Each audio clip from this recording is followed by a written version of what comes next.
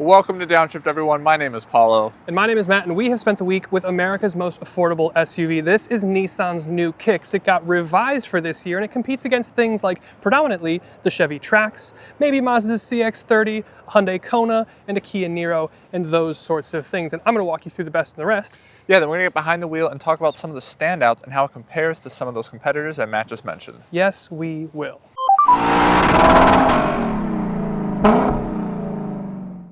Now, the first thing that people say about the Kicks is that it's underpowered. Is that because it has under 150 horsepower?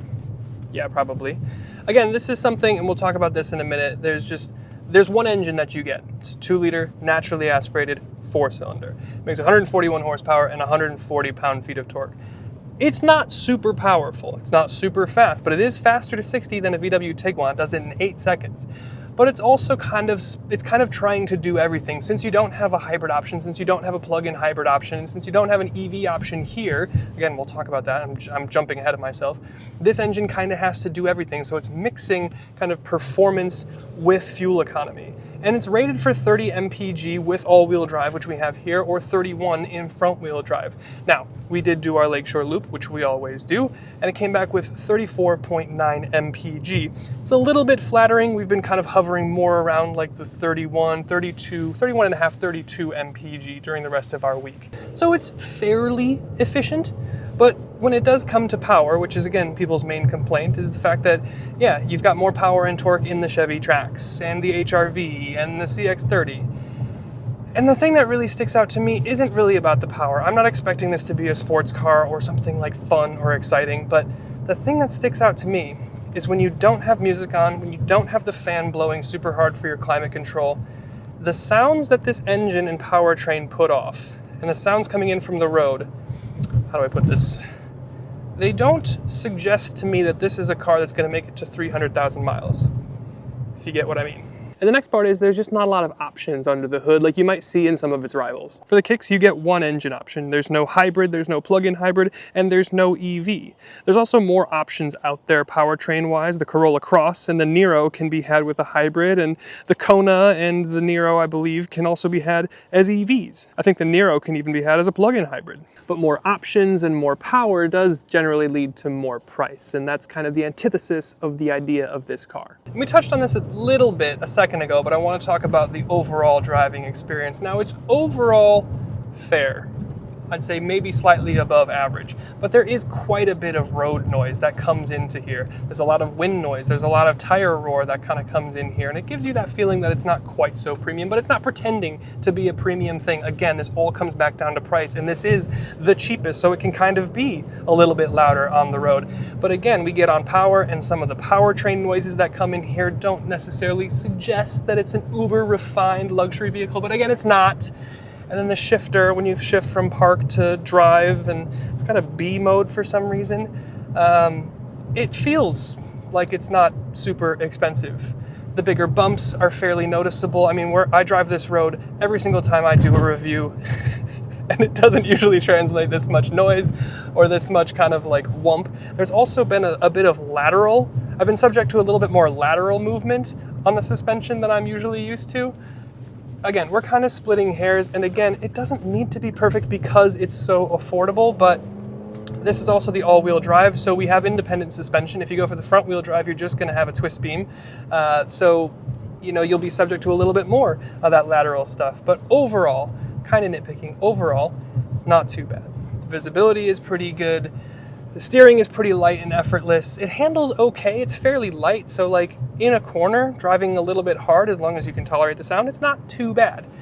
There's pros and cons behind the wheel, is my point. And like with any car, there's just a handful of little nitpicks. Like for one, the reflection off of the dash up onto the windshield is a bit egregious. 2, the rear cup holders in the back seat are too small for a standard size water bottle. And 3, the seats up front are manually adjustable. That's not in and of itself a strange thing, but when you get things like ambient lighting, 360 cameras, and a panoramic roof, kind of thought maybe we'd get power seats. But anyway, those are small little nitpicks, so let's talk about the great places that this Nissan Kicks shines. One of the best things about this thing is that you can get it with all-wheel drive. That was really one of the things that stood out to us in our Chevy Trax that we reviewed, I think it was about last year, is the fact that you couldn't get it with all-wheel drive, which, again, to a lot of people in Wisconsin, that could be a disqualifying trait.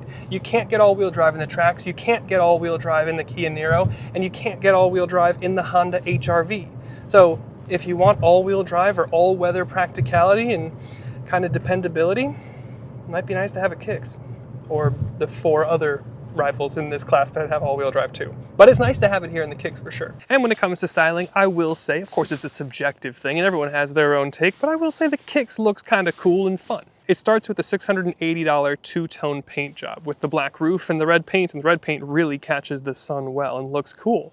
You've got a horizontal slatted front grille, you've got LED running lights, and you've got a dimpled lower fascia that continues around the side skirts. This is the top SR trim, and as such, we have the awesome 3-spoke wheels. They're 19 inches, and they look really cool. You've got a two-tone roof that we mentioned before. It's kind of that floating effect, and the rear looks a little bit funky, but overall it's kind of a quirky package. You've got a black plastic bumper, again with some of the dimpling, and it says Kicks throughout the car. So there's a little Easter egg hunt that you get to do when you own the car, and we'll talk about that a little bit later as we get to the odds and ends. But overall, I think it's got some style. It's better looking than a Kona at least, maybe a Corolla Cross, and even an HR-V too. So and when it comes to the cargo capacity, it's actually pretty impressive. Now, you don't have a power tailgate. I wouldn't really expect that from this class, but the opening is nice and big. You've got a privacy cover that kind of hangs down here, but you've got 30 cubic feet of space with this trunk. You've got little pockets on either side that apparently hold 2 bottles of wine each. I found that out when I went to Costco. But for $180, you can get a spare tire, at least on our SR trim here. The seats fold 60-40, and then you've got even more space. And if you didn't like this thing, of course, you can remove it. But overall, this is a huge and really practical trunk, especially for this class, so this is a win. And then I do want to touch on the cabin experience overall. Now, it's not a luxury car, but it's pretty good. One of the things about the seats is they're pretty comfortable. I think they're maybe like the zero gravity seats, but the point is they're fairly comfortable. They're kind of that like synthetic leather, but also cloth inner. So the heated seats, they heat up real good and real fast. There's 2-level heated seats and they get real hot real fast. You also have a heated steering wheel here in your SR trim, which also gets nice and hot, nice and fast. The thing is though, with all of the really impressive stuff like technology wise and otherwise in the cabin, like you get ambient light here. I didn't expect that. You get 360 camera here. Definitely didn't expect that. You get a huge pano roof here. Wasn't expecting that. But the thing that they skipped out on is like, you don't have power seats, which just feels like an interesting priority mix. It's not the end of the world. I mean, the seats themselves are comfortable, and again, it's not the end of the world, but like just an interesting choice that they made. But the interior itself, the dash, the feel, you've got this almost carbon fiber looking stuff that goes across the entire dash and into the door cards and even into the back seat. And it's really funky. I've never seen it before. It's not a plastic. It's like a padded synthetic leather, but it's just woven to look like carbon fiber. And it's wild. You've got orange everywhere on the interior here. Your center console isn't gloss black. Good job. But it's kind of this like brushed aluminum looking plastic that Nissan likes to put in. Again, I'm going to give them roses for not putting in gloss black because this is going to hold up certainly better. And it gives it a little bit more sense of like texture, gives cars a feeling of premiumness or expensiveness. So I do like that. You do have a single climate zone. Cool, that's fine. Again, I maybe would expect a dual zone, kind of with the powered seat thing. Maybe a little bit strange not to see a dual zone, but ultimately it's been fine. Thing that's weird, this is a small nitpick, but the cup holders here take up a lot of your storage here in the cabin.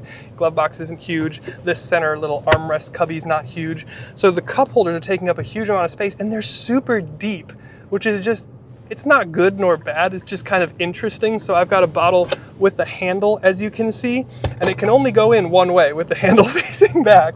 So it's just kind of funny. Overall, the cabin is pretty good. You get a little bit of noise coming in from the road. The seat also, if I'm in a corner, I do hear a little bit of like creaking. That kind of developed this week. It didn't have that when I first got the car, but like yesterday and today it started creaking a little bit. So, there's things that are going to show up at the price point, but overall, when you look at it, it looks interesting and it's got everything that you probably want and it's comfortable. And at the start of this video, you'll remember that I said that this is the cheapest SUV in the country, and that is true, at least as of the time I've done my research and am recording this video. You can get this, even with all-wheel drive, for under $25,000. That's a great value, especially in a colder climate like here in Wisconsin. Now, we here have the SR package with every single conceivable thing on it, and we're cresting over $32,000, which maybe is a little bit less of a value, but to consider that you can get a really big trunk, a lot of features, and doesn't even cost that much, I'd say this represents a pretty good value, at least money-wise. Then more specifically on the technology side, you don't have a head-up display. I don't really expect that. We didn't have a head-up display on our $100,000 Lotus Emira that we tested, but you do have a huge 12.3-inch digital instrument cluster. It's relatively customizable. It shows me everything that I could want. I'm impressed to see that. And then over here in the center, your main event, you have another huge 12.3-inch screen for your infotainment system. It does have, I hope you can hear this, it has like the clicky,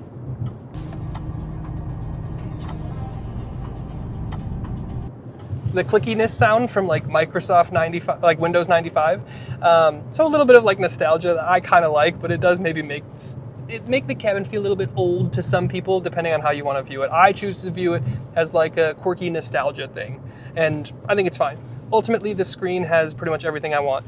It's nice and bright. The black levels are pretty good. You've got wireless Apple CarPlay, Android Auto. You've got 360 cameras, which are really pretty impressive, especially to have on something like this. You got a wireless charger down there, and you do have, at least here on our SR trim, we have option Nissan's Pro Pilot Assist, so adaptive cruise and lane keep assist. You got to keep your hands on the wheel for the most part, but still really impressed to see that at this price point. So tech, I'm not mad.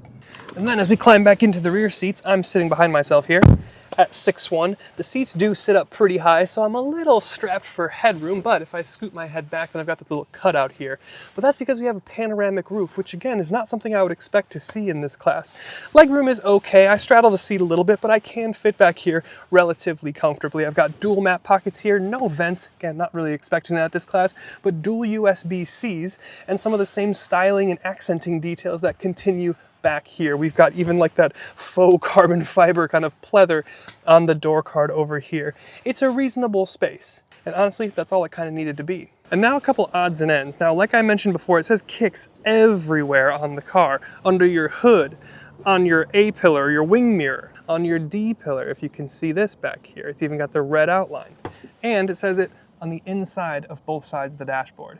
And honestly, it probably says it more places than just that too. A couple other funky things is they really don't want you pressure washing your engine bay, apparently. I've never seen this on any car ever before, but they don't want you pressure washing your engine bay.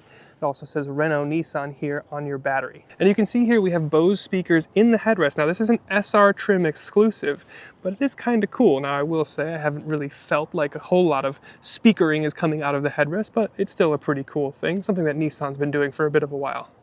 A bit of a while. Also, really didn't expect this car to have ambient light rimming the entire dash and into the door cards, but that's pretty cool. And sorry, spoiler for all you straight pipes fans, but this does in fact have a sliding visor. I've never seen this on a car before where they've called this out explicitly, but they wanted you to know in case there was any doubt or in case you've unsubscribed from the straight pipes. Hey guys, real quick, Matt here. Just wanted to say I hope you've been enjoying the video. If you have, would really appreciate you hitting that subscribe button. I know it doesn't seem like a big deal, but it does go a long way in helping us get access to cars sooner and get access to manufacturer engineers so we can get more information on the cars and get you more information so you can make better decisions. So would really appreciate you hitting that subscribe, like, comment, the whole YouTube thing. But with that, let's get back to the video that we've ever done. I feel like it's honestly not that outlandish of a take that we had. No, we have like a completely normal logic and factually based take, but it's not flattering to Mazda, and the Mazda people on YouTube are Dude, I had vicious. no idea how culty they were.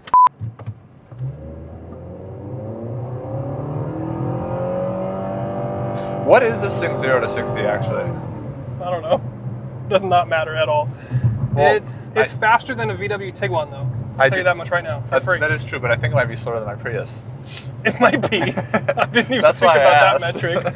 Because that was extremely slow. But anyway, yeah, kick us off. So this is, as I mentioned a couple times throughout the video, Right. the most affordable SUV that you can get. But I think they go, why am I leading? Oh, We yeah. usually go with your standouts. But I guess yeah, my but main usually you ask me. my main takeaway from the Nissan Kicks is this is very much a value play, and overarching it seems like They've ticked every single box. They've given you every single feature, but they've done it while still being the most affordable SUV, and it shows in places like ride quality or cabin isolation and noise refinement and those sorts of things. So it's not what I would consider like a super high quality item, but it gives you everything. So I guess with that, why don't you dive a little bit more in detail? Summed up my whole thing. I mean, I might as well not even talk at this point. Why don't you tell me about some of the things that stood out to you? Yeah, I mean, I think you really did just kind of nail it. Like, I think I really appreciate what they decided to focus on. Wireless Apple CarPlays, USB-C, you have decent digital dash and infotainment huge system. Screens. Like, good resolution, good picture quality. 360 camera. 360 Amazing. camera. You Ambient have light. physical buttons, which is nice. Ambient light. You have a driver assist. It's only one color for ambient light, so that's a bit of a ding. But it's Right. not even a ding because nothing else has it. Yeah, I mean, my Prius only has one light color. You have better driver assist feature in here than you did in the Land Rover we just had. That's like Here comes the Land Rover strays. 5 times the cost of this thing. Yes. So I'm not bothered or offended or upset that I have a manual seat or a manual steering wheel adjuster like telescope. I think they like focused on the right things here. You have heated seats, heated steering wheel. Like, It's real hot, real fast. I don't- It's real nice. yeah, I don't know like what more honestly you could want, but I do agree. I do think compared to some of the competitors, like the execution of it is not as great as them because you have to pay a premium price for kind of how they executed in terms of some of the competitors. Yeah, there's a couple things that I think are weird, like the fact that we do have pretty good 360 cameras, a panoramic roof, and then have like manual seats. So just some of the things, and like no head-up display. So those are really the, like, if we're gonna nitpick, maybe it'd be nice to have, motorized seats or a head-up display, but to be honest, I don't think you really need those. No. You're not missing out on a lot. But yeah, they've managed to put everything into this car and still deliver it at the price point that it's at. I think it's really impressive. Now, obviously, they've cut costs in other places.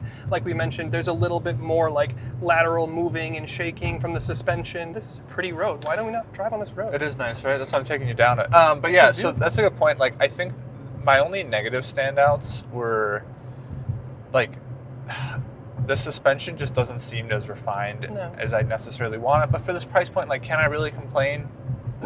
Probably not. Yeah, and then the other thing is just like ergonomics. Like, I don't really like how far back this center console is to rest my elbow. Yeah, you end up kind of resting like right here. Right, and then there's like the cup holders are right here, so they're kind of always in the way. And then the start-stop button is kind of deep in here. Yeah. So like, there's just small little ergonomics. I don't know why the steering wheel seems massive. It feels like I'm like just this. Just because the cabin's small.